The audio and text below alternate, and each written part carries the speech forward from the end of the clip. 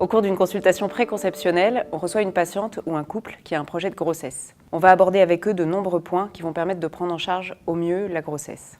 Une des choses principales à rechercher au cours d'une consultation préconceptionnelle est le risque de maladies héréditaires. On s'intéresse notamment aux maladies de transmission autosomique récessive. Un exemple est celui de la mucoviscidose.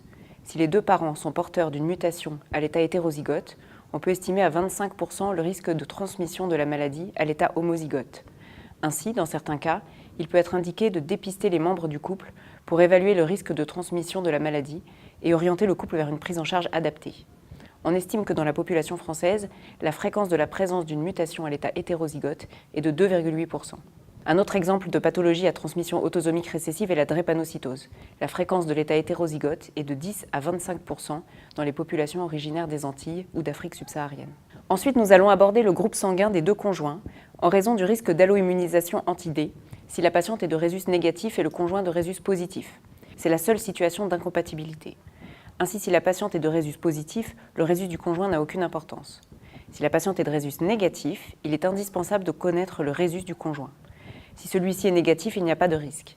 Si celui-ci est positif, en revanche, le fœtus peut également être de rhésus positif. Et dans ce cas, s'il y a contact entre les globules rouges du fœtus et ceux de la mère, elle peut développer des anticorps appelés anti-D, qui sont dirigés contre les globules rouges du fœtus avec un risque d'anémie fœtale. Pour éviter la fabrication de ces anticorps, qu'on appelle alloimmunisation anti-D, une prévention est réalisée par une injection d'immunoglobuline anti-D à chaque fois que la patiente sera dans une situation à risque de contact entre le sang fœtal et le sang maternel. Toutes les métrorragies, même celles très précoces au cours de la grossesse, puis plus tard, amniosynthèse, choc abdominal, puis à l'accouchement, après avoir vérifié le rhésus du nouveau-né. Un autre point important qu'on peut rechercher dans le carnet de santé, ce sont les vaccinations, et notamment la vaccination contre la coqueluche. En effet, chaque année, la coqueluche est responsable de nombreuses hospitalisations de nouveau-nés. Son incidence a été évaluée à 266 sur 100 000 en 2004, ce qui a mené à changer la politique vaccinale. La première vaccination a lieu à l'âge de 2 mois, et avant, les nouveau-nés sont donc à risque de contracter cette maladie, qui peut être grave et qui est très contagieuse. La vaccination qui est réalisée dans l'enfance n'a souvent plus d'effet immunisant s'il n'y a pas eu un rappel à l'adolescence ou à l'âge adulte. Il est donc recommandé de vérifier dans le carnet de santé des 2 futurs parents s'ils ont reçu ce rappel. Si ce n'est pas le cas, ils peuvent être vaccinés.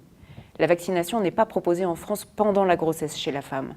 Si cela n'a pas pu être fait avant la grossesse, il faudra alors attendre la période du postpartum. Enfin, il est important d'aborder avec les 2 membres du couple la question de l'exposition au tabac. Il y a de nombreuses données qui montrent une association entre tabagisme et les difficultés à concevoir. Pendant la grossesse, le tabagisme est associé au risque de fausse couche, de certaines malformations spécifiques, ainsi qu'à l'accouchement prématuré ou encore au retard de croissance intra-utérin. Le sevrage tabagique permet de réduire ce risque. Les aides au sevrage, comme les substituts nicotiniques, ne sont pas contre-indiqués pendant la grossesse et il faut encourager les patientes dans cette voie. Ceci concerne aussi le conjoint, parce que le tabagisme passif a également des conséquences pour la grossesse et également parce qu'il est plus facile pour les patientes de se sevrer si elles sont soutenues par leur conjoint. Pour le couple, il y a donc 4 points clés. La recherche de maladies héréditaires transmissibles au fœtus et qui peuvent nécessiter des examens génétiques chez les parents, puis éventuellement au cours de la grossesse chez le fœtus. Le groupe sanguin et la prévention de l'alloimmunisation anti-D. Les vaccinations et notamment la vaccination contre la coqueluche pour éviter la transmission au nouveau-né. Les risques liés au tabagisme pendant la grossesse et la possibilité de bénéficier d'une aide au sevrage tabagique. Il y a d'autres points à aborder qui concernent plus spécialement la patiente. Nous allons parler de ses antécédents médicaux personnels et familiaux. Ceux-ci peuvent avoir plusieurs types de conséquences.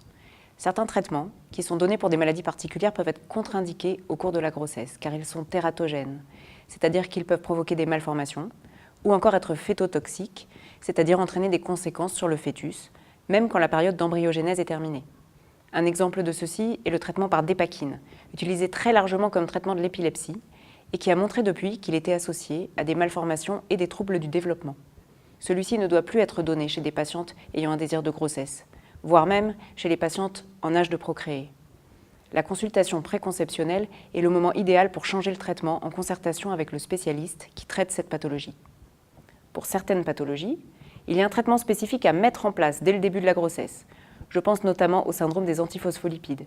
Dans ce syndrome, pour éviter les complications obstétricales caractéristiques du syndrome, comme la prééclampsie ou le retard de croissance intra-utérin, les patientes doivent être traitées dès le début de la grossesse par aspirine à faible dose et héparine de bas poids moléculaire. La consultation préconceptionnelle permet d'expliquer cela et de prescrire les ordonnances à débuter dès le diagnostic de grossesse posé. Certaines maladies comme le diabète, qu'il soit de type 1 ou de type 2, nécessitent un équilibre optimal avant même le début de la grossesse pour limiter d'une part le risque malformatif chez l'enfant, mais aussi les pathologies obstétricales comme les morts fœtales in utero, dont le risque est augmenté en cas de déséquilibre du diabète. Là aussi, la concertation avec le spécialiste avant le début de la grossesse est idéale. Enfin, pour un certain nombre de pathologies comme les maladies auto-immunes évolutives, mais aussi des maladies infectieuses comme le VIH, il est souhaitable d'organiser un suivi pluridisciplinaire en cours de grossesse. Et donc, la patiente sera orientée vers un établissement où ce suivi est possible. Il y a 2 examens qui doivent être prescrits dès la consultation préconceptionnelle pour la patiente. Il s'agit des sérologies rubéole et toxoplasmose. La rubéole et la toxoplasmose sont 2 maladies pour lesquelles une immunisation est possible. Si la patiente est immunisée avant la grossesse, il n'y aura plus de nécessité de contrôler ces sérologies en cours de grossesse. Elle est protégée et son fœtus aussi. La rubéole est une maladie virale infantile. Elle est accessible à la vaccination.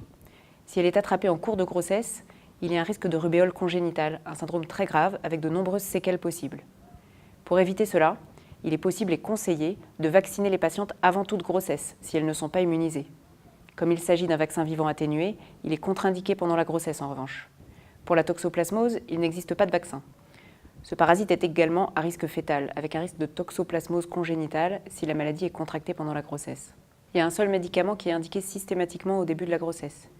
L'acide folique, ou vitamine B9, aussi appelée folate, est indiqué pendant la période d'embryogénèse, car il permet de diminuer le risque de survenue de malformations fœtales. Les malformations concernées sont les anomalies de fermeture du tube neural. Il a montré son efficacité dans des études, et c'est un enjeu de santé publique de réussir à faire en sorte qu'il soit effectivement prescrit. La dose recommandée est de 0,4 mg par jour en population générale et de 5 mg par jour pour les femmes diabétiques ou celles ayant un antécédent de fœtus atteint de ce type de malformation. Au contraire, il existe de nombreux médicaments qui ne doivent pas être pris pendant la grossesse, dont certains sont en vente libre. Les anti-inflammatoires non stéroïdiens sont un exemple d'automédication fréquente. Or, ils ont un effet phétotoxique et il est important de sensibiliser les femmes qui souhaitent une grossesse aux problèmes qu'ils peuvent représenter. Dès le projet de grossesse, il faut arrêter les médicaments en autoprescription et informer son médecin du projet de grossesse. Il faut également éviter la consommation d'alcool. Le syndrome d'alcoolisme fœtal est un ensemble de troubles neurologiques et de malformations liées à la prise d'alcool pendant la grossesse. Il n'y a pas de seuil connu en dessous duquel on peut affirmer que le risque est nul. C'est pour cela que toute consommation d'alcool est déconseillée dès que le diagnostic de grossesse est posé. Concernant les consignes d'hygiène de vie, il est important d'insister sur le fait que la poursuite d'une activité physique est souhaitable et ne pose pas de risque pour une grossesse sans facteur de risque particulier. L'alimentation doit être variée et équilibrée, en évitant les aliments qui peuvent être source de listériose ou de toxoplasmose si la patiente n'est pas immunisée. Voici les ordonnances qui seront donc prescrites pour le couple, à adapter en fonction de ce qui est déjà fait ou connu. Une prise de sang pour la détermination du groupe, la vaccination contre la coqueluche, une prise de sang pour les sérologies rubéole et toxoplasmose et la prescription d'acide folique. On fera ensuite sortir le conjoint en général pour le moment de l'examen clinique et aussi pour pouvoir s'entretenir avec la patiente. Pour l'examen clinique, on réalisera une prise de la pression artérielle, une auscultation cardiaque et pulmonaire, une mesure du poids et de la taille, puis l'examen gynécologique, qui comprendra l'examen des seins, l'examen du col au spéculum et le toucher vaginal, ainsi que le frottis cervico-vaginal si celui-ci est indiqué. Le moment où le conjoint n'est plus avec vous est aussi un moment important pour aborder avec la patiente le sujet des violences, quelles qu'elles soient, dont la femme peut être victime, ainsi que des antécédents psychologiques ou psychiatriques. C'est la fin de la consultation préconceptionnelle.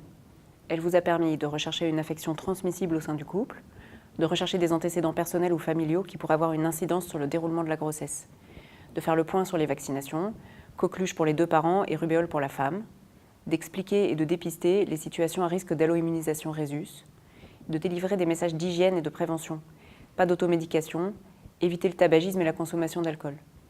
Enfin, de prescrire de l'acide folique pour la prévention des malformations fœtales.